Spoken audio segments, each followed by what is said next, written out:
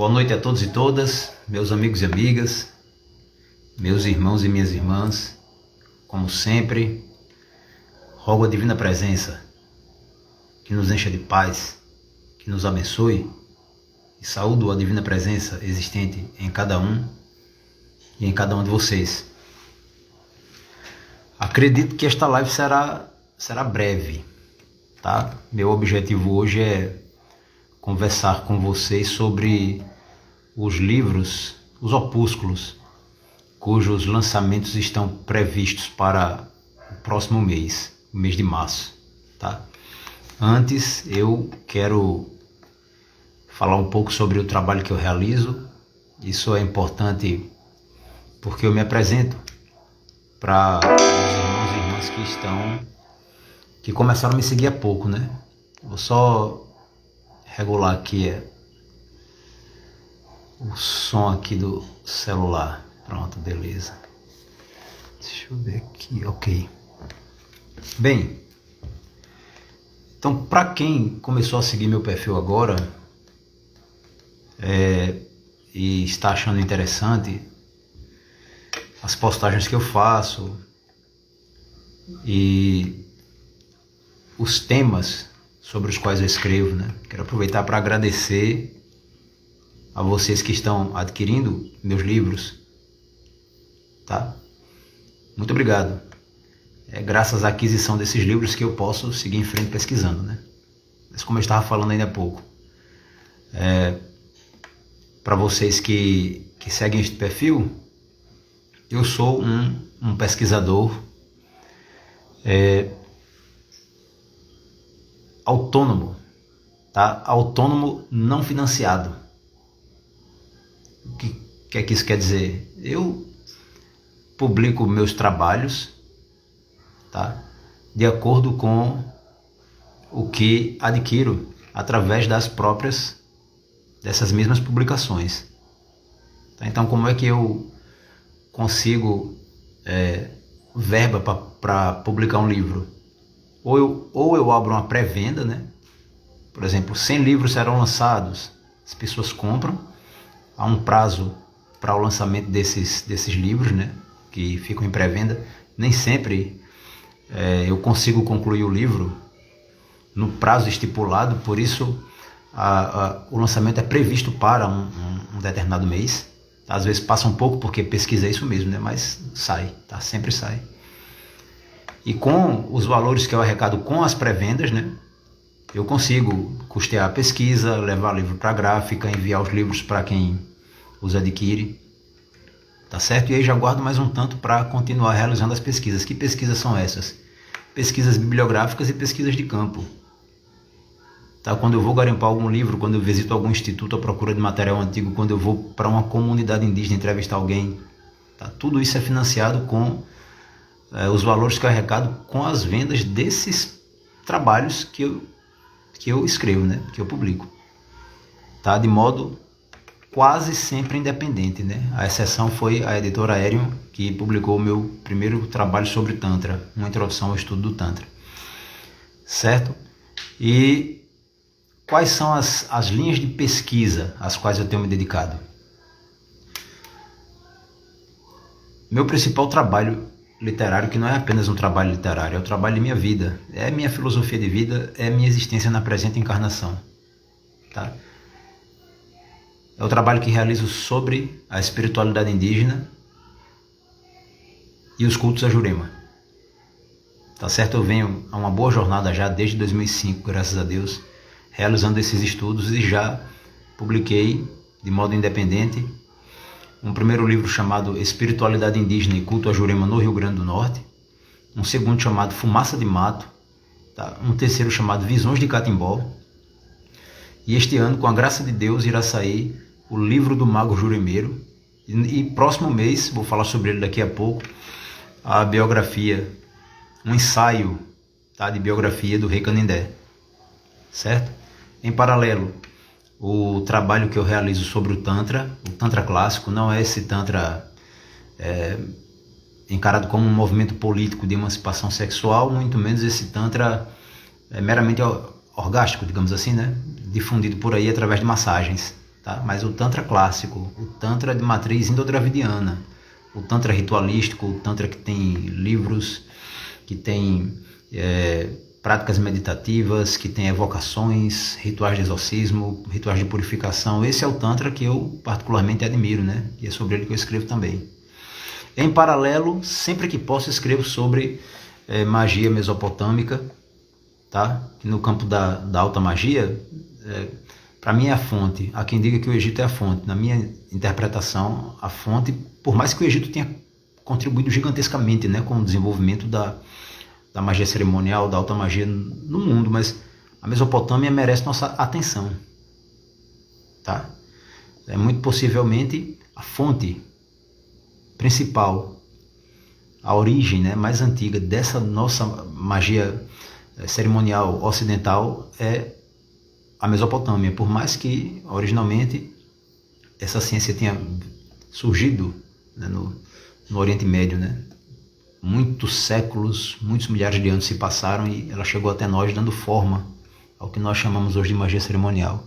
Saudando aí o irmão da Jurema Sagrada, a formosura chegou com a graça de Deus. Deixa eu ver quem mais. Quimbanda Casa de Embaré, salve tua força. E Érica Medeiros, salve tua força, minha irmã. Bem, então o seguinte, né? Essa é a minha pesquisa, tá? Além desses livros que eu venho me esforçando a publicar, também realizo alguns seminários, tá? Tanto presenciais quanto à distância, né?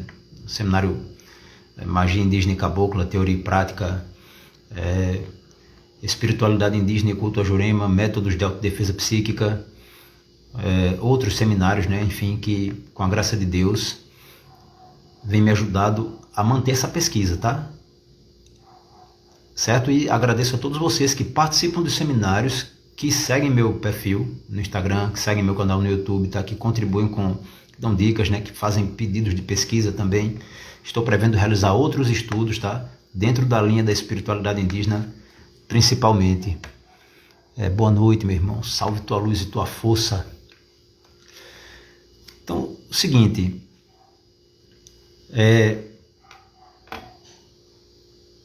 eu fui refletindo aqui, eu estava até conversando com o irmão Antônio, um dia desses aqui não pelo Instagram, mas pelo WhatsApp, né? Tive uma prosa com o irmão Antônio. E eu fico refletindo, essa pesquisa, na verdade, todo esse universo de estudos espirituais, espiritualistas, isso me acompanha há um bom tempo. Eu comecei a estudar o que nós chamamos esoterismo, o que chamamos também ciências ocultas.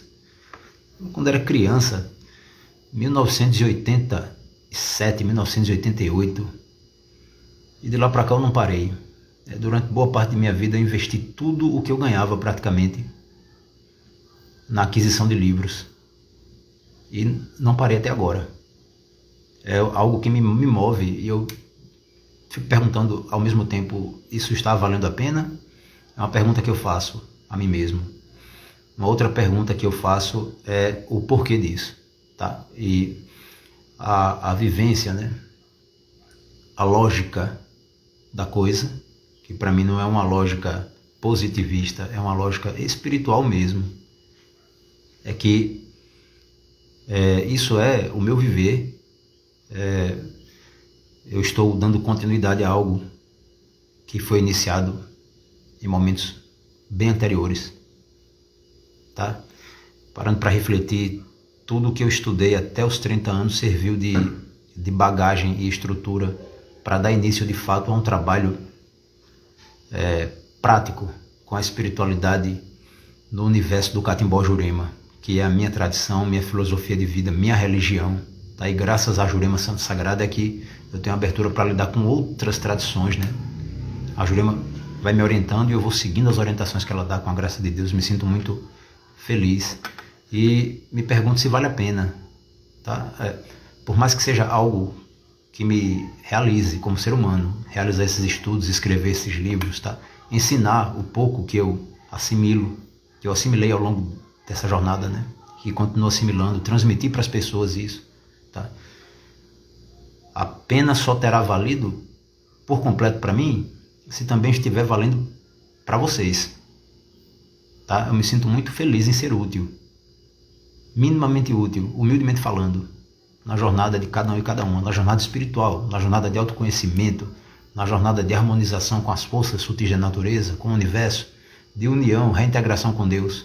Tá? Se eu estiver sendo útil, se de fato o que eu transmito, o que eu escrevo, os seminários que eu ministro, estiverem cumprindo esse papel, essa função, eu vou compreender que vale a pena. Tá? Mas se a passagem por aqui pela Terra não gerar o mínimo fruto que seja, minha passagem terá sido, eu vou considerar, mas quem sabe é Deus, né? Terá sido perdida. Mas vamos lá. Muito possivelmente, como eu falei, esta live será bem curta, né? Breve. Estava realizando uma garimpada em uns livros que eu possuo, mas no momento não estão comigo. E em uns manuscritos antigos, né? Coisas que eu escrevia há 15 anos atrás, há 10 anos atrás, que ficaram arquivados, ficaram guardados, né?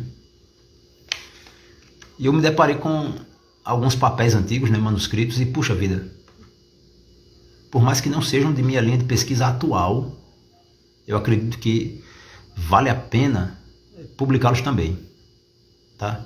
Houve uma época em que eu estava mais voltado à história dos movimentos sociais, escrevi algumas coisas, artigos, até livros bem simples, né, que foram publicados na imprensa alternativa aqui do estado do Rio Grande do Norte, mas essa fase passou, né, e eu encontrei alguns desses documentos, tá, alguns desses manuscritos, né, e irei revisá-los para que não se percam, né, porque talvez algum historiador faça bom proveito, algum pesquisador da história social e política do estado do Rio Grande do Norte, do Brasil, faça bom proveito, tá? E um desses trabalhos, na verdade ele não tem 10 anos, mas acho que uns 8 anos, né? E já está ligado a esse universo de sociedades iniciáticas, de ordens esotéricas, né? É o opúsculo que será publicado no próximo mês, com a graça de Deus, tá? Chamado O Alvorecer da Maçonaria no Rio Grande do Norte. Tá certo? Não é um livro esotérico, tá? É uma pesquisa historiográfica sobre o surgimento da ordem maçônica no território do Rio Grande do Norte. Tá? É importante para os irmãos maçons, é importante para a própria história do Rio Grande do Norte, né? Porque a construção do nosso estado, o desenvolvimento do nosso estado, tá? Ganhou força graças à atuação dos irmãos maçons dos séculos 18 e 19. Tá? O corte temporal é esse. Tá? E o que é que nós possuímos de documento? Quase nada. Daí esse opúsculo se torna, a meu ver, mais importante, porque esses documentos estão se perdendo. Se perdendo por quê? Simplesmente porque, infelizmente, ao que se percebe, os órgãos públicos não estão dando a devida atenção à preservação desse material. Tá? Anos atrás eu estive no arquivo público e me decepcionei. Nunca mais voltei, né? Mas quando eu cheguei lá, na época eu estava pesquisando a história do movimento operário no Rio Grande do Norte e precisava analisar uns jornais do início do século XX para ter uma noção do movimento grevista, se havia ocorrido aliás, se a greve geral de 1917 havia influenciado algum movimento grevista no Nordeste brasileiro. Eu comecei a mapear, né? Ceará, Pernambuco, até chegar no Rio Grande do Norte. Entretanto, as pastas, as caixas em que os jornais norte rio-grandenses se estavam, pelo menos as que eu vi, totalmente preenchidas de cupins. Eu fico assim pensando, me dá até uma tristeza, Jesus. Quando eu levantei os jornais, só tinha farelo. Tá? Então a história do Rio Grande do Norte está indo pro brejo. Pro brejo não, pro lixo. Tá? Vamos ficar com o trabalho que os grandes historiadores do estado realizaram, né? Olavo de Medeiros Filho, Luiz da Câmara Cascudo, enfim, com esses trabalhos se eternizaram aqui no Rio Grande do Norte, no Brasil como um todo, né? E teremos essas informações que eles coletaram na época deles. Agora, novas informações eu temo que serão impossíveis de ser obtidas, tá? A não ser que consigamos realizar pesquisas em Portugal, tal, né? Enfim, e também uma outra coisa que me deixa muito triste é o Instituto Histórico e Geográfico do Rio Grande do Norte está fechado. Pelo menos sempre que eu vou lá está fechado.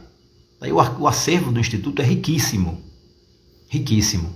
Quando eu estive lá, na época em que estava fazendo o curso de História, tá? Infelizmente, isso dói no coração, mas eu encontrei manuscritos jogados no chão, tá?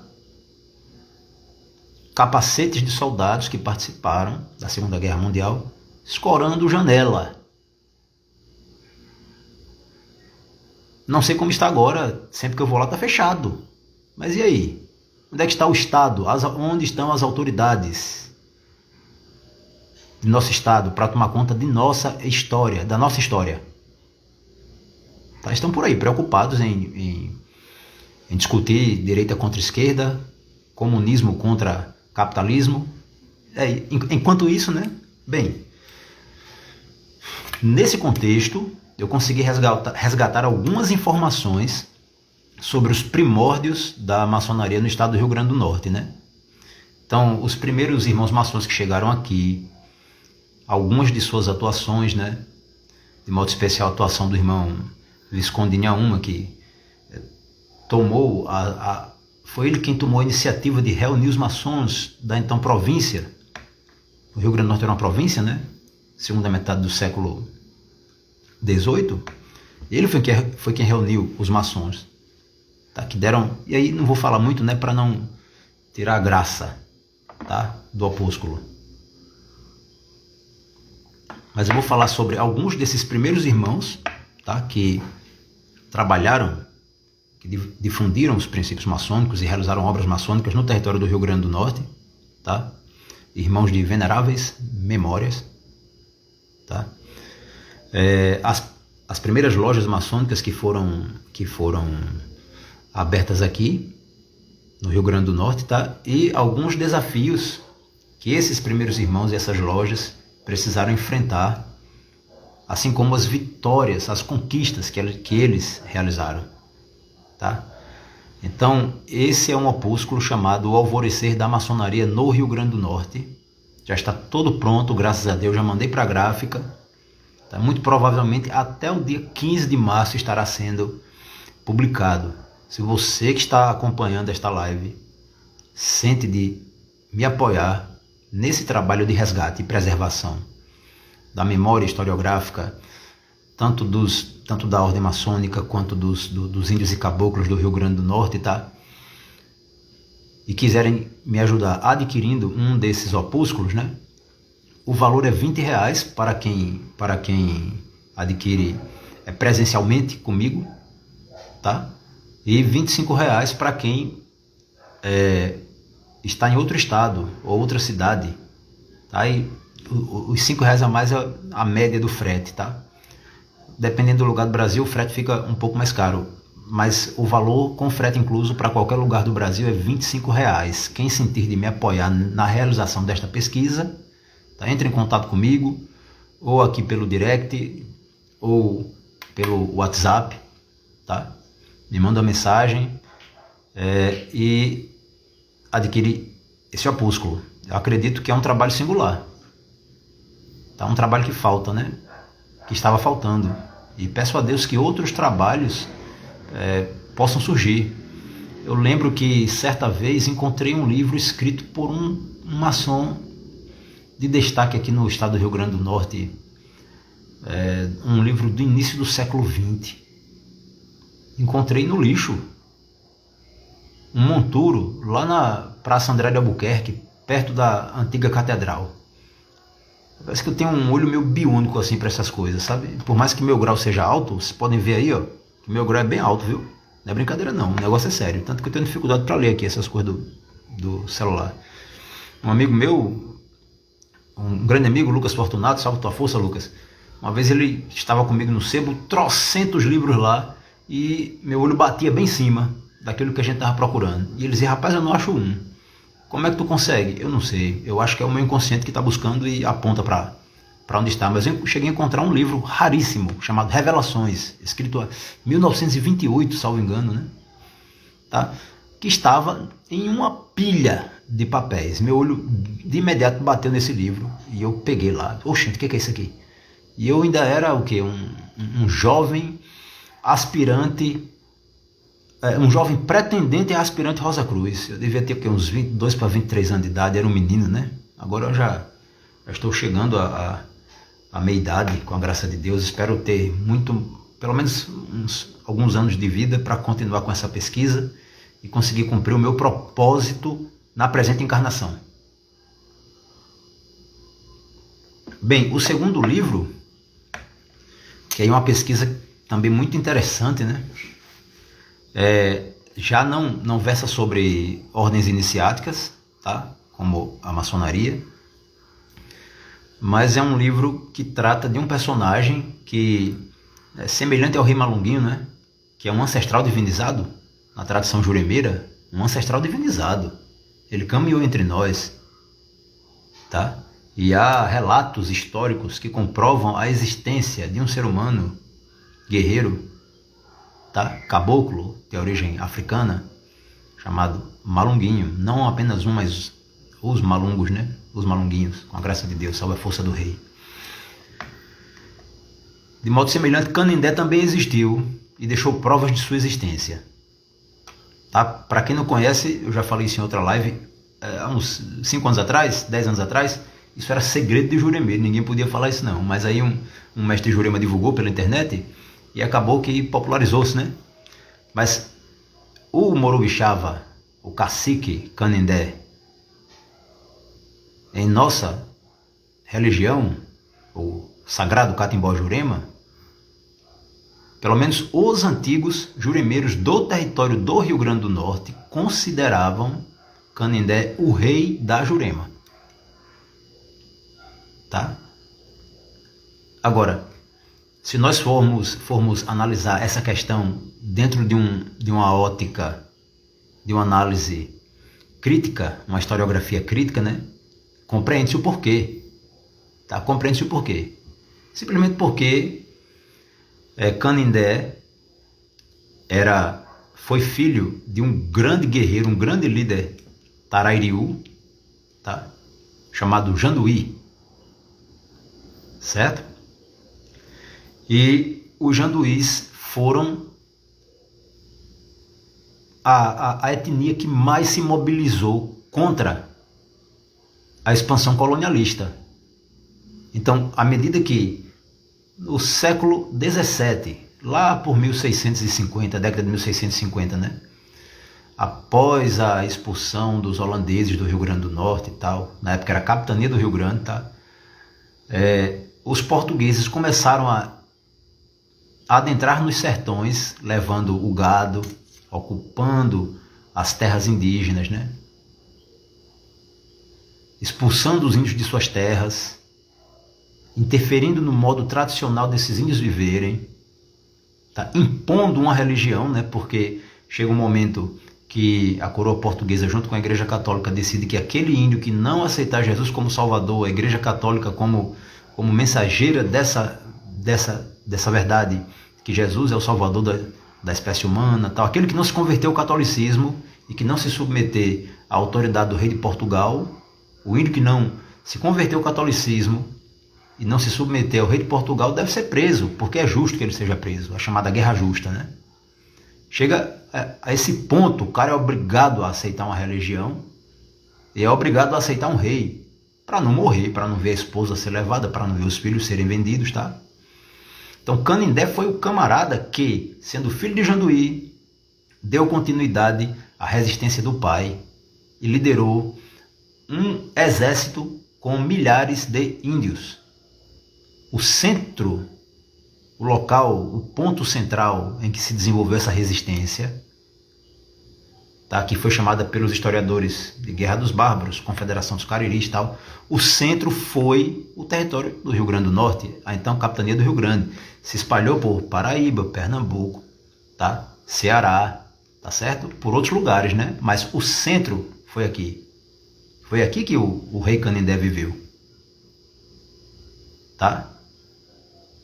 Ele surge no contexto da Guerra dos Bárbaros, né? A primeira informação que eu encontrei sobre ele data ali do período entre 1655 e 1657, a primeira vez que ele foi preso. Talvez ele fosse uma criança ou um jovem, tá? Os portugueses prenderam Canindé. Depois soltaram, eles prenderam Canindé para pressionar Janduí, pai dele, né, a ceder uma quantidade X de escravos. Tá? Bem, vou falar sobre isso no livro Rei Canindé, uma biografia. Tá? Beleza, meu irmão, agradeço. E a história dele é, assim, não há muitas informações, tá? As informações estão espalhadas em diversas fontes, né? Eu estou começando a redigir o livro, tá? Pretendo publicá-lo até o final de março, com a graça de Deus, né? Mas eu estou na fase da redação, no manuscrito, estou manuscrevendo o livro, tá? Não vou enfatizar, embora pretenda falar um pouco sobre isso, tá? Sobre quais eram as nações indígenas que habitavam o território do Rio Grande do Norte na época em que o rei Canindé existiu, fisicamente falando, tá? Na época em que ele caminhou por aqui, né? Com a graça de Deus. Falar um pouco sobre esses grupos indígenas, os Potiguara no litoral, né? Lá no sertão, os Tarariú e os Xumimi, tá? Que hoje chamam Cariri, né? Mas vou enfatizar, vou tratar ali da vida, das características do povo Janduí, que é o povo de onde Canindé provém, tá? Eu vou pegar lá desde o primeiro Janduí, porque é possível que tenham existido 2 Janduís, tá? Vocês vão ver isso aí, tá certo? Traçar uma árvore genealógica de Janduí aos filhos e genros de Canindé. Estou constituindo, já organizando essa árvore genealógica, muito bacana isso aí, bom demais de se trabalhar, tá? Vou analisar a Guerra dos Bárbaros, enfatizando a presença do rei Canindé, tá? E centralizando o meu discurso, centrando o meu discurso em torno dos Janduí, tá certo?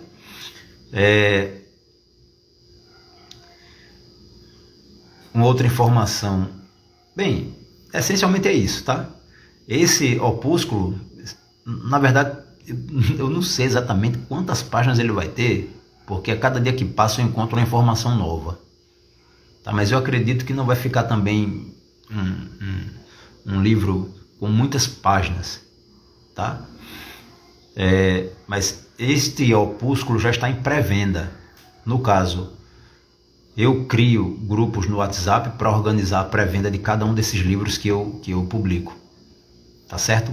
Caso alguém, assim como o irmão Salto à Força, Vibra Quantum, Salto à Força, caso alguma de vocês também queira adquirir essa biografia do rei Canindé através da pré-venda, deve entrar em contato comigo através do direct, tá? Ou do WhatsApp. E aí eu insiro vocês em um grupo específico, porque é através desses grupos que facilita, isso facilita a minha vida, tá? Me ajuda a organizar a distribuição dos livros que foram adquiridos na pré-venda após o lançamento, tá certo? Depois eu deixo o grupo aberto por uns meses, né? E mais à frente eu encerro. É um grupo provisório, tá certo? E quem sentir de adquirir esse livro, o valor é R$ 35,00, tá certo? Então, o Alvorecer da Maçonaria no Rio Grande do Norte, com frete incluso para qualquer lugar do Brasil, é R$ 25,00, tá? E Rei Canindé, uma biografia, é R$ 35,00, com frete incluso para qualquer lugar do Brasil, tá certo? Eu é que agradeço o apoio, também agradeço o apoio que vocês me dão, né? Como eu falei ainda há pouco, é graças à venda desses livros, tá, que eu consigo continuar realizando esse resgate historiográfico, cultural e espiritual. Tá? Agora, lembrando, a renda desse livro, da venda desse livro do Rei Canindé, será majoritariamente revertida na conclusão das obras do Centro Espiritualista e Beneficente Mestre Emanuel Germano, que é o terreiro de Jurema que eu fui encarregado de dirigir. Tá? O terreiro não é meu, é do mestre Emanuel Germano, é da inteligência espiritual, do encantado. chamado Emanuel Germano, tá? Que também existiu, também foi homem, né? Agora é um encantado, é um mestre jurimeiro. Tá? Ele me encarregou de dirigir esse terreiro, certo? Ele me encarregou de erguer esse terreiro, com a graça de Deus, né? E Deus é quem dá. Aliás, Deus me empresta, Deus te empresta, Deus nos empresta, e nós temos que prestar contas daquilo que Deus nos dá, para tomar conta. Beleza, meu irmão. Gratidão, viu? Rapaz, o terreiro no momento está em obras, certo? Eu acredito que até o final do ano, até o final deste ano ele ficará pronto. E a partir de 2023 estará aberto para visitas, para atendimentos, né? De pessoas que estiverem precisando de algum apoio espiritual, de alguma limpeza energética. No momento ele está em obras. E aí eu tenho que ser bem criterioso no sentido de a inteligência, tentando fazer uma síntese, né? Como jurimeiro, eu tenho um mentor espiritual, algo semelhante a um kardecista, tá? Mas com a diferença que não é um desencarnado, é um encantado. E essa inteligência que evolui junto comigo, tá? Ele me auxilia e me encarrega de realizar algumas atividades, né? Estabeleceu prazos para que as coisas se realizassem. E aí eu estou obedecendo às orientações dele. E o que ele me pediu foi que organizasse esse terreiro, né? Concluísse a construção, tratasse de questões legais, de estatuto, tudo isso aí, até o final do ano, para que o terreiro pudesse finalmente funcionar. Então eu estou sendo muito obediente a essa inteligência espiritual que é meu mentor no universo da Jurema, né? Meu mestre.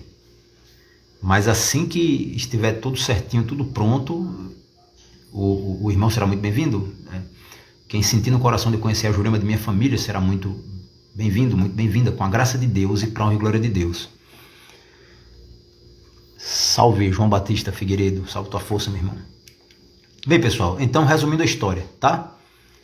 Os 2 livros que serão lançados em março, próximo mês, serão O Alvorecer da Maçonaria no Rio Grande do Norte, que trata das primeiras atividades realizadas pela ordem maçônica, por irmãos maçons, no território do Rio Grande do Norte, ali entre os séculos 18 e 19. Tá? Esse livro já está todo pronto, já mandei para a gráfica, tá certo? E quem sentir de me apoiar com a produção dele, a pré-venda está aberta, certo? É R$25 com frete incluso para qualquer lugar do Brasil. Então eu vou arrecadando os valores com a pré-venda e libero esse opúsculo, a impressão, a produção na gráfica, tá? E o segundo que será lançado até o final de março, com a graça de Deus, é Rei Canindé, uma biografia, que é um livro que trata da história do ancestral divinizado, que para os antigos jurimeiros do Rio Grande do Norte era o rei da Jurema. Para mim é o rei da Jurema, tá? Por extensão, né? É o rei do Juremal, com a graça de Deus. Boa noite, Robson. Salve tua força, meu irmão. E antes de finalizar a live, este mês eu estarei, próximo mês, né? Dia 11 de março, eu estarei realizando a segunda edição de um seminário chamado, a primeira edição, na primeira edição ele se chamou Íncubos e Súcubos, tá? Agora eu complementei um pouquinho, né? Então, Íncubos, Súcubos e Vampirismo Sexual. Certo? É o seminário que eu irei realizar no dia 11 de março, a partir das 19 horas. Dura umas 3 horas de estudo, tá? Vamos analisar a questão mitológica, o mito dos íncubos, né? Os mitos de origem, tá? Como não há uma explicação positivista, cartesiana, materialista para uma coisa que não é puramente material, tá? Então, analisamos os mitos de origem dos íncubos e súcubos, tá? Algumas características que essas inteligências espirituais apresentam, e vamos tratar também do vampirismo sexual, certo? Um vampirismo que se realiza não apenas de um espírito para com um encarnado, mas de uma pessoa para outra, tá? De uma forma de pensamento sobre um ser humano, tá? De uma larva astral sobre um ser humano, de um íncube ou súcubo sobre um ser humano, tá? De uma ideologia, de um programa de televisão sobre um ser humano, um programa que absorve de alguma forma nossa vitalidade, tá? Enfim, detalhes iremos conversar a respeito no seminário, tá certo? Dia 11 de março, irei também durante o seminário apresentar algumas técnicas para você se proteger de formas de pensamento, larvas astrais, tá? Entidades desencarnadas, espíritos obsessores, enfim, seres espirituais, né, que tentem absorver tua vitalidade através da sexualidade, tá certo? Alguns métodos de proteção, formas de banimento, enfim, tá? Quem sentir interesse, entre em contato comigo. Eu já deixei o cartazinho aí eletrônico da divulgação no meu perfil do Instagram. Então é isso, meus irmãos e minhas irmãs. Salve Caboclo Nativo, salve tua força, meu irmão. Essencialmente a mensagem que eu tinha que passar para vocês, as mensagens são essas, tá?